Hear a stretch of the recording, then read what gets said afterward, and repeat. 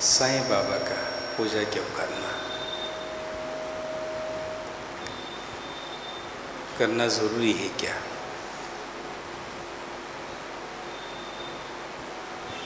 किसी के पास गए तो साईं बोल रहे हैं, किसी के पास गए तो अयप्पा, किसी के पास गए तो राम, किसी और के पास श्री कृष्णा। अलग अलग रास्ते दिखा रहे हैं। इसकी वजह क्या है? भगवान तो है एक, सोना एक है, सोने के आभरण जो है कईयों किस्म के हैं, सब जानते हैं। धागा एक रहता, रंगे अलग अलग होते हैं। उसी तरह भगवान एक है। कलयुग में अवतार लिए सदगुरु ने शिरडी में। अवतार लेके अपनी चमत्कार सबको नहीं दिखाए। भक्ति, ज्ञान, वैराग्य जहाँ है वहीं अपनी चमत्कार दिखाए। उन्होंने जब कईयों चमत्कार, कईयों फायदे हासिल किए हैं, उनसे महाविचित्र शक्तियाँ हासिल किए हैं, कई बीमारियों को हटा सके हैं, कई चीज़ों को जीत सके हैं, अपने कमजोरी को काट सके हैं। और आज जो है साईं बाबा का मूर्ति रख के पूजा कर रहे हैं। हम बंदी बना दिए, फोटो में देखिए बंदी बना दिए। यहाँ भी बाबा को बंदी बनाए। बंदी बनाने का काम नहीं, एक कोने में डालना नहीं भगवान को। बाबा किस तरह चले, राम भगवान ने किस तरह चले, श्री कृष्ण भगवान कैसा चले, आपको क्या शिक्षा दिए, क्या बताए आपको, क्या उनके पर मुसीबत ना गुजरे, कैसा जीते,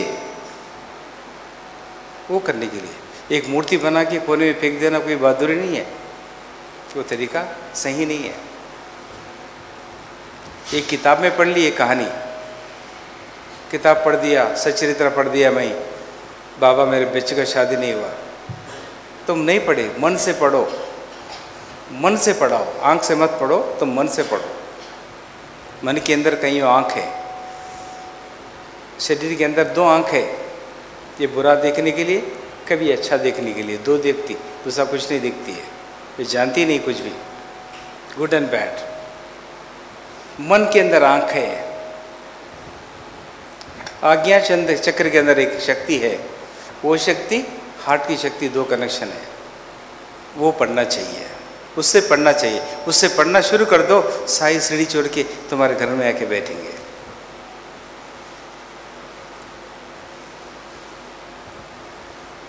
तो आज जो है बुधवार भी आ गया। एक गोविंदराम बड़ा धनवान, बलवान, सच्चाई आदमी को एक टीवी ने घेर लिया। गोविंदराम को टीवी में घेर लिया। वो गोविंदराम शिरडी के नहीं होते, बाहर के हैं, औरंगाबाद आसपास के गोविंदराम। मरने के लिए तैयार हो गए। टीबी बहुत बड़ी नरक है। वो ज़माने में इंजेक्शन नहीं था, इलाज था ही नहीं। टीबी आया, उसको मरना ही चाहिए। टीबी आए तो पक्का मरना चाहिए। बदबू, खांसी, खून की उल्टियाँ बर्दाश्त नहीं कर सके। लोग डर के मारे उनको घर से निकाले। वो गांव का पटेल को घर से बाहर निकाल दिए। इनडायरेक्ट, नॉट डायरेक्ट, इनडायरेक्ट निकाले। सबको लपट जाएगा बीमारी। पिताजी, आपकी पत्नी मरेंगी, मैं भी मरूंगा, मेरे परिवार मरेंगे, मेहरबानी करके आप अपने बगीचे में जाइए, आराम करिए। आराम से खांसी बढ़ गई, बुखार बढ़ गया, खून की उल्टियाँ बढ़ गए, बर्दाश्त नहीं हुआ। एक दिन ये ठान लिया मन में, टाइम पे खाना नहीं मिल रहा था, पत्नी दूर से बात कर रही है, बेटा दूर से बात कर रहा। इतना नेक आदमी, गए सो जन्म का कर्म का पीड़ा टीबी के रूप में घेर लिया उनको, वो सज़ा भोग रहे हैं। बॉडी के पास गए, बॉडी बहुत बड़ी है, मैं इसमें गिरूं तो मेरा मन बेईमान होगा, मैं तीर के बाहर आ जाऊंगा। मौत के डर से एक बार दो बार नीचे गिर गया या पानी के अंदर डूब गया तो डर के मारे मैं बाहर आ जाऊंगा। बाहर आने के लिए जगह भी है, सीढ़ियाँ भी है। तो जब जो है रस्सी ला लिए आते आते जहाँ से उन ठिकाना था, एक पत्थर, बड़ा पत्थर को बांध के दो तरफ दो पत्थर बांध लेके पत्थरों के साथ नीचे गिरने के लिए तैयार थे ताकि अंदर डूब जाना। इन्होंने तैयार करके क्या बोले, भगवान ये जन्म में मैं कुछ नहीं करा, भगवान शिरडी साईं बाबा नहीं बोले, पता ही नहीं उनको बाबा के बारे में। उस जमाने में गांव के फकीर थे, वो सब लोग जानते नहीं थे। भगवान मैं मरने जा रहा हूँ, ये पाप है, मुझे मालूम है, क्षमा करो। क्षमा किया बाबा शिरडी में बैठ के गद्दी पे, क्षमा करे, हे गोविंद क्षमा करे। तो सब जने भक्त लोग थे, बाबा किसको बोल रहे, यहाँ तो कोई गोविंद है क्या भाई, कोई गोविंद है क्या, बाबा बुला रहे आओ जल्दी। नहीं नहीं बेटा, यहाँ की बात नहीं, वहाँ की बात। वहाँ की बात कहाँ की बात बाबा? बाबा ने, मैं अभी आया, आप लोग बैठो। बाबा वहाँ से वहाँ तक चले सर का दिखे, उसके बाद गायब हो गए। कोई धर्म का जाके बोले, सब समझाए, उनको धमकी दिए, गुस्सा करे, आप शिरडी में जाओ, शिरडी में एक फकीर है, वो आपको विभूति देगा, उससे ठीक हो जाएगा। मैं ठीक हो जाऊंगा, टीबी ठीक हो जाएंगी, मेरे उल्टियाँ ठीक होंगे। सच बोल रहे आप, मैं झूठ कभी नहीं बोला, ज़रूर तुम ठीक हो जाएंगे। तो पत्थर वो उखाड़ के फेंक दिया, उसके बाद आहिस्ता शिरडी तक पहुंच गया। शिरडी के साईं बाबा कहाँ हैं? साईं बाबा उनसे पहले बैठ चुके हैं अपने गद्दी में। साईं बाबा शिरडी में कहाँ है? यही बाबा है। तो हम पर गए, जाके देखिए, बैठे, सब पब्लिक बैठे, उन्होंने बैठे, सब जने आ रहे हैं जा रहे हैं। किसी का पैर गिर गया, बाबा ये बोले, बेटा तेरा पैर ठीक है तो उठ जा, तो अपने आप उठने लगे। पेट के दर्द से रोते रोते आया, तेरे पेट में दर्द नहीं है, मेरे पेट में दर्द है, तो जा निकल जा। बातों से बाबा ने इलाज करते थे, वो इलाज को देख लिया गोविंद राम ने। ये फ़कीर तो मामूली फ़कीर नहीं है, एक फ़कीर तो वहाँ आया था, वो अलग फ़कीर है, ये फ़कीर अलग है सोचता हो। वो फ़कीर ये फ़कीर एक ही है।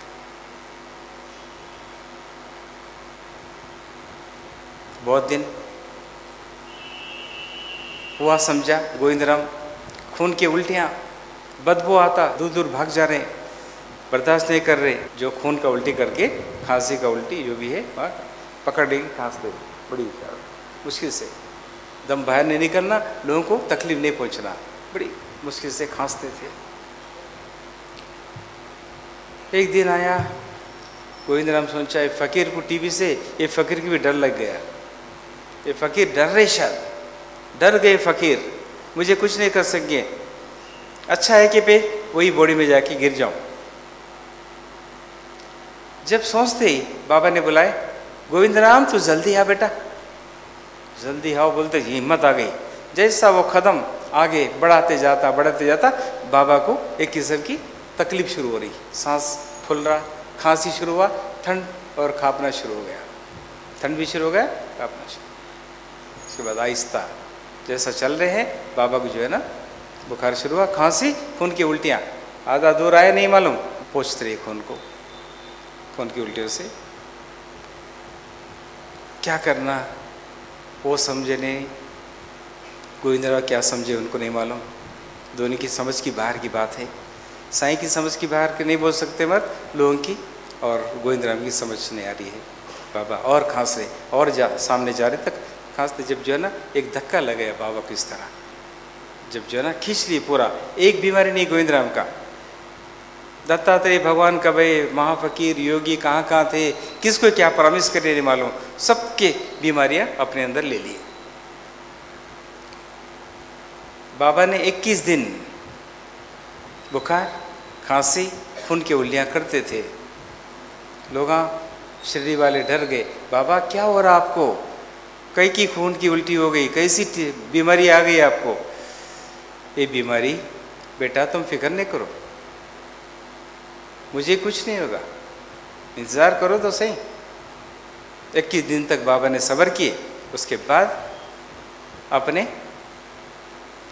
लेंडी बाग में गए, बॉडी के पास ऐसे ही बैठे हैं, बैठ के नीचे पैर रख के जो है ना सूरज भगवान से प्रार्थना किए कि सूरज भगवान गोविंद राम का जो कर्म है फिर जन्म में देखो प्रभु, दया करो, उसको क्षमा करो।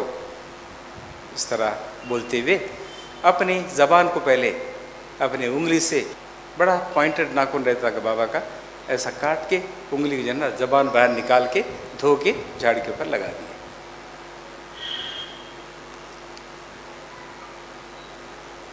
थोड़ी देर के बाद पेट से पूरा निकाल के, लंग्स पूरे निकाल के ऐसा बाहर निकाल के ऐसा धो रहे थे, पानी में डाल के ऐसा धो रहे, खून निकलते जा रहा, खून ऐसा निकलते जा रहा। इस तरह धो रहे हैं, बाबा बेहोशी हालत में दिख रहे। एक पटेल का बेटा वहाँ पर पानी गाय को पिलाने के लिए गाय को लेके आ रहा था, बाबा को देखते शॉक खा गया। बाबा को मर्डर किए, उसके बाद उनका पेट से निकाल के हाथ में पकड़ा दिए। जल्दी भाग के सीढ़ी में बोलने के लिए भाग रहे थे। एक दिन पहले वो खुद बोला, मेरा पिताजी का आँखी भी नहीं चल रहा, जब से फकीर आया ईबुद्धि से काम करने लगा, गाली से काम करने लगा, प्यार से पानी छिड़कने लगा। जब से ये फकीर आया हमारे घर में पैसे की कमी हो गई। वो वही था उसका पिताजी। मैं एक दिन पटेल से बोला था, वो एक दिन ये फकीर को मार दूंगा, तो याद आ गया पटेल के पास मैं जा रहा हूँ बोलने के लिए। वो पटेल को मालूम है क्या बोला था मैं, इल्ज़ाम मेरे ऊपर आ जाएगा, तू तो नहीं मारा, मुझे फांसी की सज़ा मिलेगी, सिटी वाले मुझे मार देंगे। फिर बाद में एक बार फिर आके देख तो सही एक बार क्या चीज़ है, देखे तो क्या है, बाबा ने अपनी ज़बान को साफ करके लगा लिए। उसके बाद पेप से आहिस्ता धोकर सूरज भगवान को दिखा के शुद्ध करके उसके बाद आहिस्ता निकल रहे। पेप से लंबे इतने होते हैं, बड़ी मुश्किल अंदर निकलने के, आहिस्ता कर करके करके अंदर निकल गए। तो बाबा क्या लिए, क्या शुद्ध किए, क्यों किए, कैसा किए, मालूम तो हुआ। तो बीमारी बाबा एक का नहीं, कई लोगों का बीमारी महात्मा महापुरुष बीमारियां ले सकते हैं, लेके अनुभव करके अपने को 80 साल तक भोगना है। उन्होंने जो है 80 घंटे में, नहीं तो 8 मिनट में, 8 सेकंड में भी उन्होंने भोग कर अपने को शांति दे सकते हैं। उससे मुक्ति हम भी पाते हैं, उनको भी सुकून मिलता है। तो बाबा asthma, TB, allergy, bronchitis, lungs cancer की बीमारियां वो ज़माने में बाबा इलाज करते थे। थोड़े लोग दिखते थे, ये गोविंद करम का नहीं है, कई लोगों के साथ ऐसा हुआ, कई लोग दिख चुके हैं। उनका ग्रंथ वहाँ पर थोड़ा छोटी छोटी जगह लिखा पड़ा, थोड़ी चीज़ लिखे नहीं। इनके खानदान वाले अभी भी जिंदा है। उनका कहानी वहाँ से चमत्कारी कहानी मुझे मिला, साई अष्टोत्तर शतनामावली 108 दफे पढ़ के आप जो है ना, शतनामावली कैसा पढ़ना, कोई भी दाने लो, अगर हो सका, टीबी की बीमारियां हैं, लंग्स की बीमारी है, अस्थमा है, तो आप लोग जो है अक्षंत से बनाइए। वो अक्षंतल ज़्यादा क्वांटिटी लेना। ओम श्री साई नाथाय नमः, ओम श्री साई लक्ष्मी नारायणे नमः, मन से तन से। ओम श्री साई कृष्ण से ओमादित्य रूपाय, एक एक वर्ड ऐसा यूज करो मन से।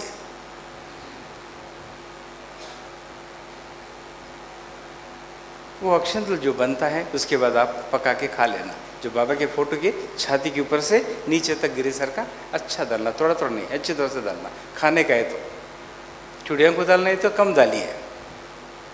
ऐसा करते जाना। बुधवार के दिन बाबा की पूजा करने से उनका अष्टोत्तर शतनामावली, अष्टोत्तर में 108 दफ़ा आप उनका नाम लेते हुए, अक्षंतल डालते हुए, उनका पूजा करते हुए, उनका नैवेद्य चढ़ा के, उसके बाद आप जो है ना आराम से सोना, बिल्कुल सो जाना। उनकी दया कृपा कैसी आती कैसा होती नहीं, खुद आपका इलाज करेंगे। इतनी ताकत है चरित्र में, उतनी ताकत है उनका नाम के वो मंदिर भी उतनी ताकत है। कोई भी एक नाम ले सकते हैं आप। तो इस तरह इंसान जो है ना आहिस्ता ये आगे बढ़ने की कोशिश करना। कैसा बढ़ना? बीमारी टीबी है, लंग्स की बीमारी, हार्ट की बीमारी, आस्थमा की बीमारी, जिसको है बुधवार के दिन साई अष्टोत्तर शतनामावली का आप योग करो। बुधवार बुधवार करो, गुरुवार करना बोल के सब जने गुरुवार गुरुवार बाबा के पीछे नहीं पड़ना। हर आदमी गुरुवार के दिन क्राउड बहुत हो जाता। बाबा लीजर रही जब जाओ, बुधवार के दिन बहुत कम रहता बाबा को। बाबा बाबा तेरा टाइम ज़्यादा दो, मेरे को बात करने है आपसे पर्सनल। बहुत बिजी। शनिवार के दिन हनुमान जी बिजी, शुक्रवार के दिन अम्मा जी बिजी, सब बिजी। बुधवार के दिन बाबा को पकड़ो, बहुत अच्छी तरह से रहते हैं, आराम से रहते हैं। जाके सब सुनाओ तुम लोग। तो टीबी की बीमारी अगर हुई तो साईं का व्रत, ये व्रत करना, इसको व्रत के हिसाब से लियो आप लोग। बुधवार के दिन ये व्रत करना। ये व्रत के लिए क्या करना? कान की व्रत करना, बुरा चारा नहीं देना, कान को बुरा खुराक नहीं देना, पेड़ा लड्डू बुरा पेड़ा नहीं देना, बुरे से बचना। कान का व्रत, मन का व्रत, आंख का व्रत हो गया, जबान का व्रत हो गया। अभी व्रत को से कान का व्रत आया। और टीबी जिसको आया, अगर नहीं भी आया तो महीने में एक बार एक काम करना, छोटा काम कम खर्चे में। मोस की पत्ता लेना, ताज़ी और शुद्ध वाली, गंदा नहीं होना, भिगा के रखना। मोस की पत्ता तैयार कर लेना, एक पत्ता डाल लेना सामने मोस की। मोस की पत्ता डालिए बाद उसके ऊपर 1 चम्मच हल्दी का पाउडर डालना, 1 चम्मच नहीं तो पाव चम्मच। पूरा हल्दी अंदर नहीं जाना, पर पत्ते को लगाना अच्छी तरह से, पानी छिनक के उसको लीप देना। 1 चम्मच हल्दी का पाउडर से लीप देना पूरा। उसके ऊपर गरम गरम खाना डालना, बहुत गरम खाना डालना उसके ऊपर। अगर बाबा को जो अक्षंतल डाले हैं आप, अष्टोत्तर जो व्रत किए हैं, जो है ना वो अक्षंतल जो है डाले हैं आप, उसका खाना अगर मिला तो किस्मत वाले तुम। साईं का अर्चन करते वक्त जो मिला उसमें बहुत वाइब्रेशन आएंगे, बहुत ताकत आ जाएगा, कर्म का पेड़ा अपने आप कट जाएगा वहाँ। वो खाना गरम गरम डालना, ऐसा गरम रहना, ऐसा निकालते डालना। डालते ही ये हल्दी और मोस के पत्ते के अंदर टीबी का कृमि को जो है ना ख़त्म करने का एक जहर उत्पत्ति होती है उसमें। अपने लिए जहर नहीं है, टीबी के लिए जहर का दवा है वो। और उसके ऊपर गाय का घी डालना 1 चम्मच। उसके बाद आंवले का अचार पूरा डालना, आंवले का अचार या आंवले का टुकड़ा पूरा डालना, या अचार हो या साग हो, कैसे भी पूरा डाल देना उसके ऊपर। खाना, घी, उसके ऊपर आंवले का टुकड़ा मिला के खा लेना। और एक होने तो कैरी डालो, कुछ नहीं तो 2 कैरी भी खा सकते हैं आप। इससे टीबी का जरासीम आसानी से खत्म हो जाता। माठ की बाजी, पुए की बाजी, पुए की माने बचली, बचली बोलते तेलुगु में, पुए की बाजी में टीबी का कृमि को हटाने का शक्ति उसमें बहुत अच्छा है। और इसके साथ क्या करना? प्राणायाम करना। जब आप बताया था ये प्राणायाम अब अच्छी तरह से करना। एक दूसरा करना मरकट योग। ये मरकट योग ऐसा करना, ये 5 मिनट करना। हर बीमारी जड़ से मिट जाती है। BP, heart, kidney, liver. आप लोग खाली सुनते थोड़े लोग, मगर तुम लोग करो करो, देखो, करो, मत छोड़ना।